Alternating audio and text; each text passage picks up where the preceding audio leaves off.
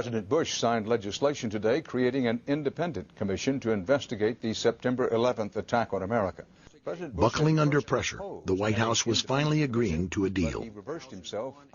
But in a stunning series of revelations, it soon appeared that the White House was stacking the odds against an investigation it had not wanted in the first place. The president named a supporter, Dr. Henry Kissinger, Secretary of State in the Nixon and Ford administrations, to head the panel. He has a penchant for secrecy, which is not what's needed here. There are questions about his role in Vietnam, his role in the coup in Chile. Several family members approached Kissinger and requested a meeting at his office in New York. Prior to the meeting, Kristen Breitweiser conducted a thorough investigation of Kissinger's potential conflicts of interest. Probably much to the chagrin of some of the people in the room, Lori asked some very pointed questions. Would you have any Saudi American clients that you would like to tell us about? And he was very uncomfortable, kind of twisting and turning on the couch. And then she asked whether he had any clients by the name of Bin Laden. And he just about fell off his couch. Former Secretary of State Henry Kissinger stepped down from the position Friday. We thought the meeting went well.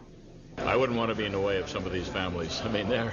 Kissinger was soon replaced by Tom Keene, a former New Jersey governor, and former Congressman Lee Hamilton, who had chaired the House Intelligence Committee.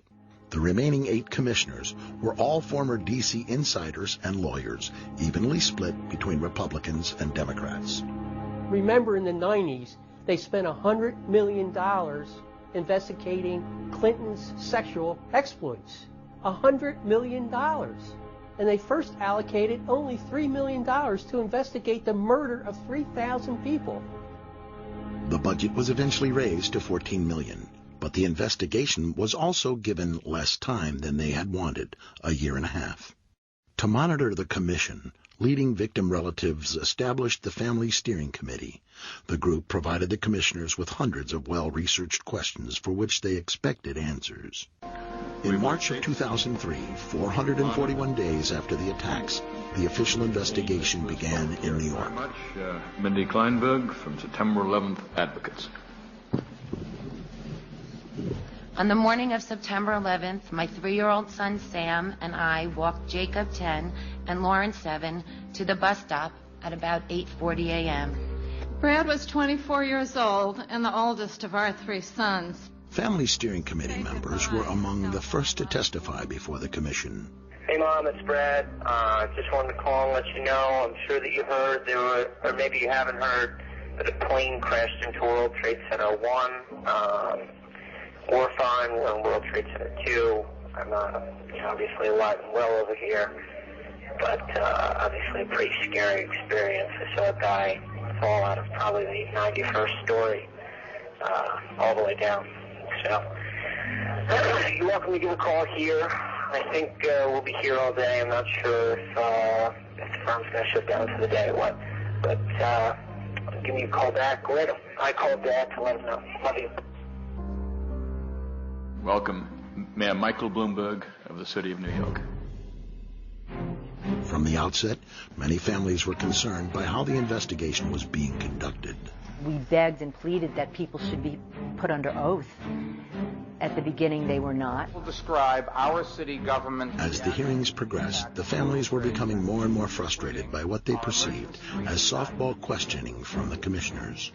I've appreciated already his remarks. We have certain questions that we, families, wrote for each of the people that were coming to testify today.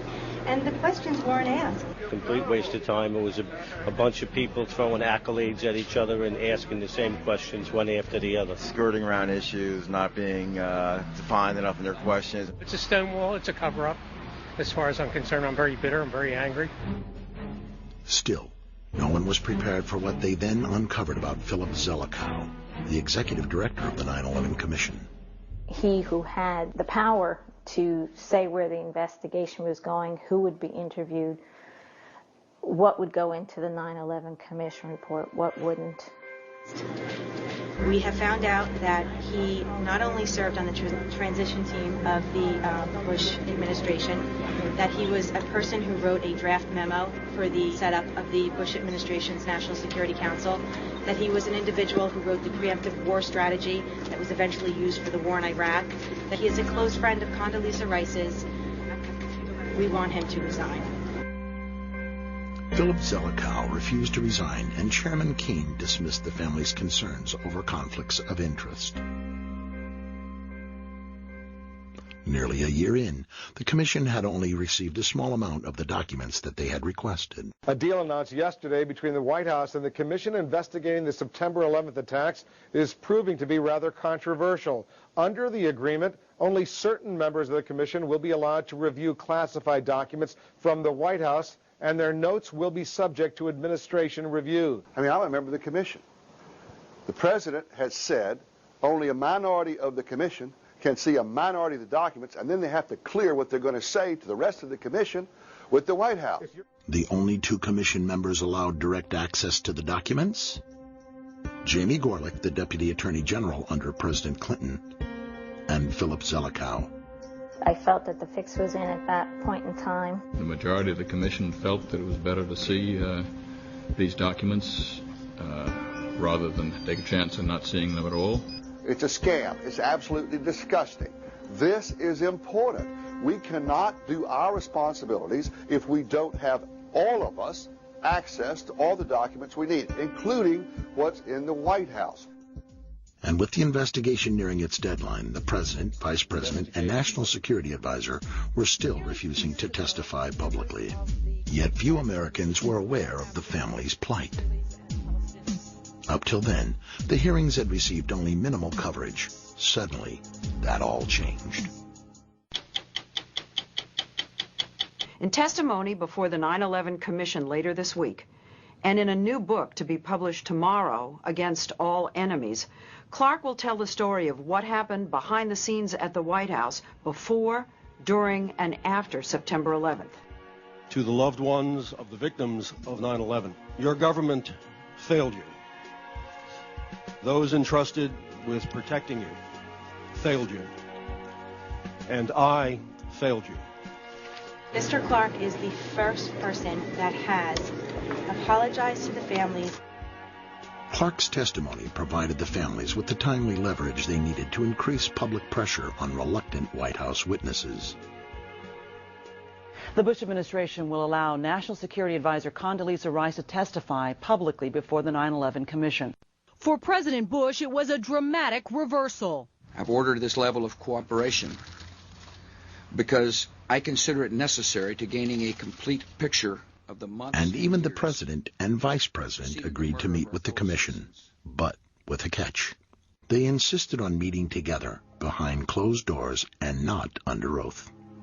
President, why are you and the Vice President insisting on appearing together before the 9/11 Commission? Because the 9/11 Commission wants to ask us questions. That's why we're meeting, and I look forward to meeting with them and answering their questions. Why you're appearing together rather than separately, which was their request? Because it's a good chance for both of us to answer questions that the 9/11 Commission is looking forward to asking us, and I'm looking forward to answering them. Let's see. We have to have one story, so I'll say part, and if I get it wrong, hedge a little bit and give me the next. I want to thank the chairman and vice chairman for giving us a chance to share views on different subjects. And they had a lot of good questions, and I'm glad I did it. I'm glad I took the time. What topic did the commissioners want to spend most of the time on? Probably best that I not go into the details of the conversation. The President and Vice President of the United States, don't you think they should be able to stand up and speak their own words? They should go under oath. They should be, in public. Don't you think that the families deserve to have a transcript or to be able to see what you said? Adam, you asked me that question yesterday. I got the same answer, yeah. In July 2004, the Commission published its final report, the result in part of the family's 2.5-year struggle for answers. 2.5 million pages of documents. We've interviewed over 1,200 individuals, including experts and officials past and present. And you've produced a truly bipartisan report that honors the thousands who died on 9/11, honors their grieving family members. Thank you for creating a report that may be one of the most important publications of our age. We, waited for the report to come out and were hopeful. I was always hopeful that we would get a report that answered my questions. However, the commission report failed to meet many of the family's expectations and concluded that 9/11 was merely a failure of imagination. The percentage of the questions that got answered was very, very low. I'd say maybe 30% got touched upon, 70% didn't. The stuff that's included is the stuff that they really didn't have too much choice in including because they knew what we knew. You can do an investigation, and if you don't really want to research an area, you just don't look at it. If you don't ask them all the questions or you don't let them tell you the whole story, then you could write a report based on half truths.